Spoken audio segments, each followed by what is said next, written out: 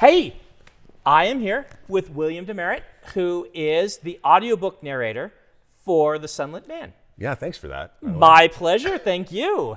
You actually had recorded a piece for us a while ago, Yes, I did. Snapshot, and we really, really like how that turned out. Thank you. So when we were looking for an audiobook narrator for this, I don't know if you heard the story. Oh, I didn't. I love stories. Tell me a story. I actually thought for each of these books, I would do a different narrator, right? And I figured, I already kind of was thinking you, and I was thinking Michael and Kate, who do a lot of my books. Yeah, Michael, your main dream team. My main dream team. And then I contacted Henry Cavill, and I was like, hey, Henry, would you? And he's like, I can't do it, man. I'm sorry, I'm too busy right now. And I don't know him, and I was trying to get David Tennant to do one of the other ones. Wow. And I couldn't, it was too short a time span, really, for either of them. And so I had to kind of fall back on, I love Michael and Kate. They do amazing work. But I kind of had this view of doing some different narrators and things for these books.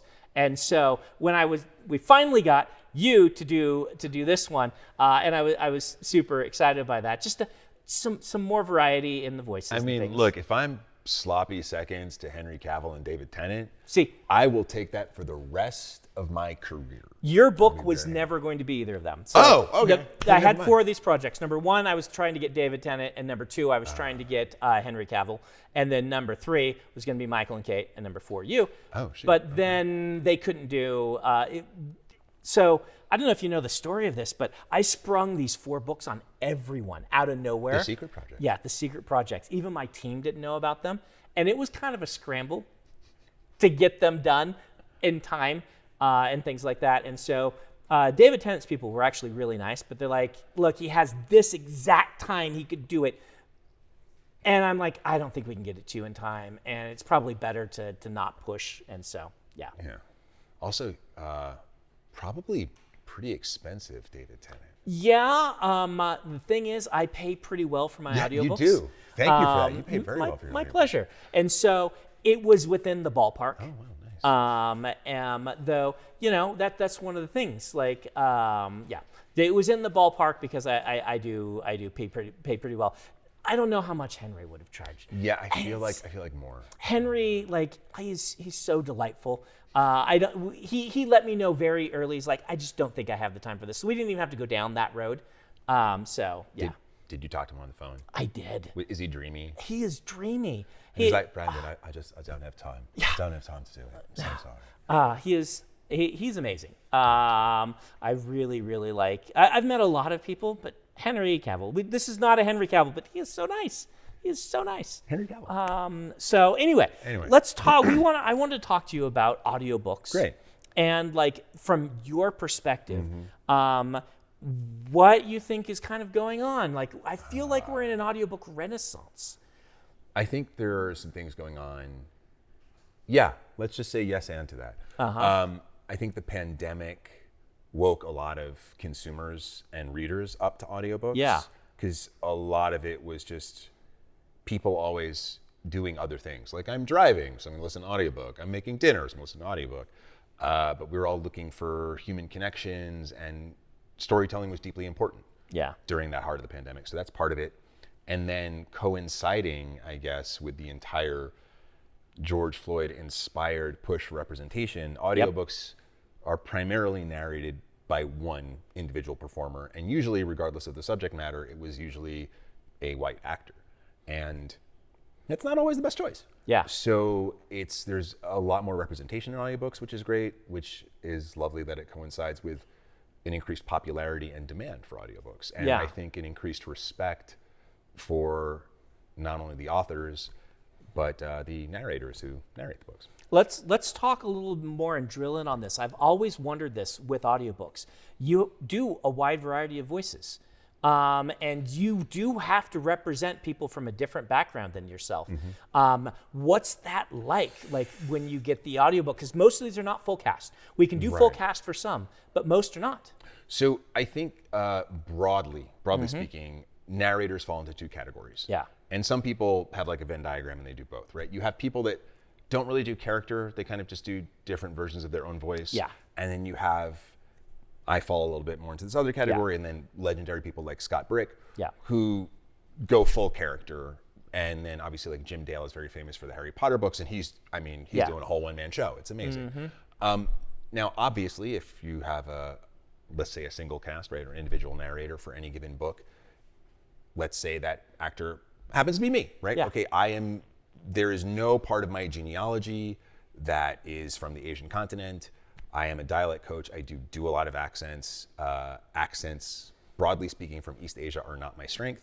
Yeah. But I find that if you do your research, your homework, you put the character in the story first, and you just try to do not an impression and not a caricature, but like an informed flavor from a place of respect, people are already suspending their disbelief. And they're like, oh, okay, great. Yeah. Now if there's something that you're really proficient at, like Scottish, for example, then great, then just lean all the way into that. And then for the things that you're not as strong as, with any accent, you only need to hit a couple of sounds in every sentence or every word. You can't hit everything. And even someone that is a native from Scotland, right? Yeah. They're gonna say things in their own idiolect that are different from their friend that's from the same town, potentially. So yeah, no, that's really interesting, because it's actually very similar to the way I look at writing. If you're going to do a dialect, my general inclination is to do little hints here and there so that the reader can hear it in their head, not to write it all out phonetically. because then it also can become labor. Yeah. Right? Like Martin McDonough, who's an amazing player, I think he's from Ireland, I think, Okay. right? Yeah. He writes in very heavy dialect, and it's great, but it takes a while to enter that world. So if you're just doing a flavor, they're already invited to the party, and they don't have to like figure it out. Yeah, I think of Terry Pratchett. He has done once, one of my favorite authors, he did a part of one of his books where people spoke in a very thick Scottish brogue. And it was done kind of in this really interesting way where you never have to actually read it, because other people will always give you contextually clues of what it's saying. That's fun. And it's really interesting because it's the We Free Men. I recommend it. But yeah, it's very interesting. Sometimes you can use this, but in interesting ways. But my personal feeling is hints here and there. Let the imagination of the reader add in the rest. You're very good at awakening the imagination of the reader. Well, thank you. I appreciate that. Which makes my job a lot easier. How did you get started? How did I get started? Yeah. There's sort of two phases of my career. There's the sort of pre-grad school phase where, although I was an actor, it being a profession was more of an aspiration. And then the post-grad school time where, because of the connections you make, and when you go to a performing arts school, you often do a showcase and you're able to meet people from the industry and get representation from agents and that kind of thing. So then there's that part of my career. So after I got out of, I didn't know I was taping today, but yes, Yale. When I got out of the Yale School of Drama, I had the good fortune to fall into a voiceover agent who was bringing on a junior agent named Samantha Samaro at the time. And she is the first person that really believed in me and saw what I was capable of, because I coach dialects, I do impressions, and she pushed me really hard on the audiobook people. And I think it was maybe the second audiobook I auditioned for, I got the job, and then that book ended up getting nominated for some of the most prestigious awards in the industry. And then that kind of brought me some attention, and I've been able to work, I think, as consistently as anyone can in the entertainment business, doing audiobooks, which has kept me in health insurance and allowed me to go on some vacations with my wife. So it's nice. That's awesome. Yeah. Do you have like the studio set up at your home? Is that what you do? You go in somewhere? Both. Both, I okay. prefer to go into a studio, because if I'm going into a studio, I often get to work with a director or certainly an engineer. Yeah. So I don't have to be responsible for my own editing. And if I'm doing a book that has a lot of characters, or I'm doing a book that has a lot of dialect, the director and or engineer will keep me honest, because they'll have those sound cues ready for me if I need Right, a refresher. right. And I've always wondered that. So they have it queued up, say, here's what you did last time, and then they play it for you? If you're working with someone that's really on the ball, they'll do it automatically. They're not obligated to, but certainly as a narrator, you can ask, hey, the new character coming up, can you mark it? Yeah. Right. And that way, because if it's a 400-page book, you're usually working 3 to 4 days, 6 hours a day. And I'll talk to some narrators and be like, yeah, man, I didn't finish prepping the book. Prepping the book meaning reading it. Before I got into the booth, and I used up my best voices on all the people that died in the first half. So that's not good. But yeah, when I'm working on by myself, I have to, have my iPhone with me and find the voice reference, and it just takes longer. And the way you get paid in audiobooks, you don't get paid for the hours you work. You get paid for how long the book ends up being. So if I'm spending too much time doing editing, I'm just money leaking out of my pocket. And it's just not as fun because it takes you out of the groove. The best thing, as someone that went to drama school and loves doing theater, the best thing about doing audiobooks is it allows you as an actor to tell the entire story, which unless you're playing Hamlet, you never really get to do. I have a good friend who doubles both as an author and as an audiobook narrator, Mary Robinette. And she loves to pull out her audiobook narrator voices at the most opportune moments. She can do sultry temptress, but she'll pick up and read the phone book and That's things like this. Do you ever pull out your voices and be like, oh, I'm gonna use general voice now? So I have been called out on that sometimes. A lot of times I don't know I'm doing it, and I have a phone voice. I have a giving tourist directions voice, which I call my safe black man voice, which isn't really my voice. But I'll see a lost person and be like, oh, I'm sorry, do you need, that's not where my voice lives. And then I had a really great coaching session with a casting director named Maribeth Fox, and we'd never worked together before. And I sent her a tape of one of my on-camera auditions, and we met, and she said, okay, so your audition was really good, but I did some homework on you, and you're a big deal audiobook narrator. I'm like, all right. She goes, you need to stop doing that in your auditions, because I'm just hearing this one beautiful tone of voice, and I'm waiting for you to fluctuate. So that was a great note. So again, it's the Achilles heel, right? It's my greatest strength, but my greatest weakness. Safe black man voice sounds like it could be a Key and Peele skit. Just that line, I bet if you gave that to them. I might need to rewatch all the episodes because they might have done it. They might have. The one I remember is actually the anger inverse. translator. Yeah. Yeah. But, I wish that was real. Yeah. I just wanted Obama one time to just be anyway.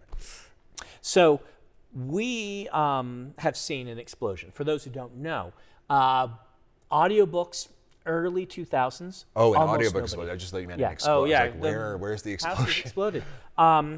When I was growing up listening to the Wheel of Time audiobooks, you basically had to get them from the library. Book on tape. Book on tape, yeah. And there was, I remember you'd pull open. The box. Yeah. It's they're all in this giant kind of plasticky foam thing because there's 30 cassettes and they have to be protected. Oh my gosh, the Wheel of Time thing. That must be huge. Yeah. It's 50 hours, right? And so it's 50 cassettes. And you're popping them out of these things you've gotten from the library, these giant plastic books that are cushioned, and you have to grab and pop them out and put them in and get it. And we went from that basically overnight in about a period of 5 years to audiobooks becoming a thing you can go and get for $15 and download and just have on your phone. The audiobook CD thing didn't last very long. It didn't. No. CDs were easier, right? Yeah. They were, but the problem is all of the people who were doing audiobooks were the people who went to libraries, which skewed older. So the libraries didn't want to buy the CDs because their patrons wanted cassettes. Yes. But we saw a very short time this become actually something you can realistically do, right? I would only listen to them on road trips, right? That's what you did. And then suddenly it's everybody has an audiobook player in their pocket. Moving to, I don't know if you know, but my books A lot of them are about 50% audiobook these days. Sometimes as much as just the audio is 50% of our sales. Oh, of your sales. Okay. Yeah. Wow. Right. As much as 50% of my sales are audiobook. So there's a decent chance, in fact, I would say a likelihood that more people will listen to your version of The Sunlit Man than will read it in print or like any given format. Yours will be the most popular version. Jeez, thank you. Also, some people, they like to read and listen at the same time. They do. And also, Sunlit Man, gorgeous hardcover, just saying. So you should buy it too. If they buy the hardcover from us, we bundle in the ebook as well, so you can find that. And we also even sell bundles where you can get the audiobook and things. So, a mensch is what we call this guy in the business. Have you had a lot of people recognizing you by your voice? How often does this happen? I have had some conversations where they're like, yeah, you sound familiar. But so far, not. Not when you're like sitting and talking at dinner, someone's like, I hear that voice. No, I do get a lot of, hey, you have a really good voice. Do you do audiobooks? I'm like, yeah. And they go, oh, okay, cool, because I was about to say you should do audiobooks. You got a good voice. I have had some people recognize me from some of my on-camera work, which is strange because I've done like some very specific things, and I've had some people recognize me from theater work, which is normal when you're like doing a show at the Oregon Shakespeare Festival and someone in Oregon recognizes you, but when you're having dinner in Lower Manhattan and someone recognizes you from Oregon, that's a little weird. It is. But lovely. I had someone recognize me, still the most interesting one, at the Wailing Wall in Jerusalem. That's not a great time to come up to someone and no. It was, but it was an Orthodox Jewish young man, and he saw me there, and it was during one of the holidays. I was out there for a convention, but it happened to be during the holiday, which makes sense. Conventions tend to be during holidays because people have, and so I'm like, oh, I want to go see the wall, so I went down there, and I about gave this poor young man a heart attack because he's there for like the Feast of the Tabernacles, right? He's there for a high holy day to go visit, and he turns around, and there's Brandon Sanderson, and he's like, ah! It was, but it's super surreal, right? Like your different parts of your life colliding in interesting ways. So far, almost everyone's been really nice so far. You sometimes get impromptu reviews of, I liked you in this thing, I didn't like you in that thing. Oh man, those things, it's just people looking for something to say, right? And just what comes out, but like, oh, Brandon, I love you, except your last book. That one was crap. You're like, well, then you say, I didn't write that one for you. That was for you, buddy. Thank you for reading my books. Exactly. And I completely understand that, you weren't expecting to talk to me, and this is what came out. Some people just get nervous. People do just get nervous sometimes. So what's your routine when you start an audiobook? You said you prep, ideally. So you read the whole book. Sometimes a publisher might only give you a week to read a 400-page book, which if you have a life and you're doing other things is not really enough time. When I'm doing a fiction book, I like to highlight each character in a different color. Okay. So when I'm there in the studio, I can see the color coming up, and I can sort of like find it or be prepared to find that voice. Lately, the more books I've been doing, I've been taking time in the prep work to really figure out how I want each person to sound. It used to be something that was kind of like just instinctive, but I want to make more informed choices now. I do always try to put 2 or 3 people in every book I do. It doesn't always work. One of my oldest childhood friends, this guy Dax Munna, who's a self-described pizza bagel. He's a Jewish Italian guy from New York. Who used to work with the Teamsters. I try to put him in every book. I try to put Jack Nicholson in every book. I try to put Christopher Walken in every book, but that's very specific, so it doesn't always happen. So the highlighting, the voice memos, especially of the tricky voices, I'm not personally satisfied with a lot of my female voices yet, so I'm trying to work on those more. I'm trying to expand my vocal range, and then day of, you just got to do like a warm up because you're gonna be talking for 4 or 6 hours. Yeah. Do you have any like protect the voice sort of things that you do specifically? So there's a weird thing, green apples especially can really help with mouth noise. There's something Okay. about the acid that helps get rid of a lot of that clicky clacky things. I will, if I'm doing a really, really long book or a book that involves a lot of loud sounds or a lot of voice changes, I will sometimes go on vocal rest, which means I'm not doing a lot of phone calls. I'm not having a lot of, dinners with friends. Yeah, and then it's just more mentally exhausting than anything. So kind of when I'm doing a book, I try to make it the only thing I do. Although as an actor, sometimes, I think I was working on your book and doing a play and auditioning for other things. And I think I shot a movie at the same time. So it's not ideal. But when I'm working from home, I can have my own schedule. Although I did record, I think, most of your book from a closet in Minneapolis.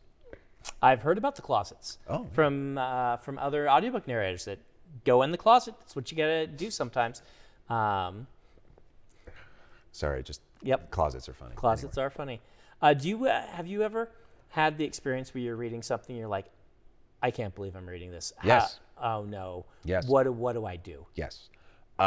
So the good version of that Yeah. is I narrated a book last year called In the Forest of No Joy, which is a nonfiction book about the Belgian genocide in the Congo. So very important historically. Yes. Nothing good happens. It's like 350 pages of just tragedy. I had to take a lot of breaks. I was asked this year to, obviously I'm a fan of fantasy. I have nothing against romance as a genre. Romance does exist on a spectrum between romance and porn. Yep. And there was a company that wanted me to narrate a fantasy romance book that existed much more on this side. And I took the audition pages and I was in a closet in Minneapolis. And just when I got to the part about like the elfin lady masturbating in the bathtub and like her nipples getting hard and the guy's member, I was like, I can't do this. And it's nothing against, if that's your thing, great. And if you write that, great. I just can't. So for the people that are not narrators, if you are listening to a book and that book is 8 to 10 hours long, a good narrator will take at most twice as long to narrate it, right? So if this elf tub masturbation book thing was 16 hours long, that was gonna be 32 hours of my life reading that, which again, no disrespect. Yep. I haven't written a book. Writing a book is very hard. People enjoy it. Bless you, enjoy it. I can't sit in a closet for 32 hours talking about that stuff. Can't do it. Yep. I've always kind of wondered, what would I do? For me, it would probably be I hit something and I'm like, oh, this is just so poorly written. I should fix this. Oh, I can't fix this. Nope, that's not my job. Can't fix it. Nope, just gotta record it right as it is. So. Yeah. I also do, I narrate a lot of journalism. Oh, okay. For New York Times and The New Yorker and, like Wired. And sometimes you get really great, compelling articles. You know? And then sometimes you get articles you're like, why, who cares about, okay, great, sure, whatever, I'll do it. Yep. It's the job. It's the job. How do you, now this is going to be Audiobook Narrator 101, but I'm actually asking for me, if you can help me. How do you keep yourself from talking too fast? Because I do that. I just talk too fast. That is a good question. That is a note that I got many times my first couple of years doing it. Because I am from New York and tend to talk fast. I have gotten older and more tired, so that's part of it. And the other thing is, we can think about it in the super capitalist way, right? Which is that I'm getting paid for how long the book is. So if I'm talking really fast, then it's like, but also you want to draw people into the story. Yep. Right. And if you're going too fast, they don't have time to digest and conjure all the beautiful imagery that you are giving them. Right. So when you have a great meal, even if you're really, really hungry, you want to try to savor some of it. So it's just about, and each book has its own rhythm, right? Some books are going to demand a bit more of a brisk pace. Like if you're doing like a Jack Ryan type of thing, right? Book like yours, there are parts that are, a little bit more undulating, and then parts where you have to run. And if you're running the whole time, when you get to the fast parts. Yeah. So note for Zack Snyder, right? So like when slow motion is used to create tension. Right? Yes, but yes. when the whole movie is in slow motion. Then when have you're no getting that hot dog, it seems really tense for a little while. And then you're like, but that was just the hot dog. Yeah. Yes. What do you think of people listening to your voice at double or triple speed? Have You ever done and turned on one of the apps and seen what you listen to? So accidentally, I've listened to some things in increased speed, and I don't like it. I think maybe for like news, I would do it. I haven't thought about anyone listening to my voice that way until you just said it. Sorry. No, I it's didn't want okay. to put that image in your head, but I mean, I it's have. all right. Here's the thing, man. If they're supporting your book, something that I've narrated, if they're going to listen to it, I'm just glad they're listening to it. Yeah, I can't do it at a faster speed. Even as like my time, I have a big time crunch in my life. I was looking for ways to make more time out of the time I have. I have never been able to listen to an audiobook at increased speed. My wife does it at like double. Really? And I have a friend who does it at triple. What? And I just can't handle it. Right? Like if I'm doing the audiobook, I want to listen to the story be told to me, and that's part of the experience. No, again, shade if this is what you like to do. But anyway. Yeah. Reminded me, going back to your earlier question about how not to go too fast. If you picture that you are actually telling someone the story. Oh, that'll help. Especially without infantilizing the person, especially if you think about the way you would tell a child a story. Yeah. You really are feeding them the details. Like, I was listening to John Stamos's memoir the other day, which is brand new. And the opening, for me, is like ideal.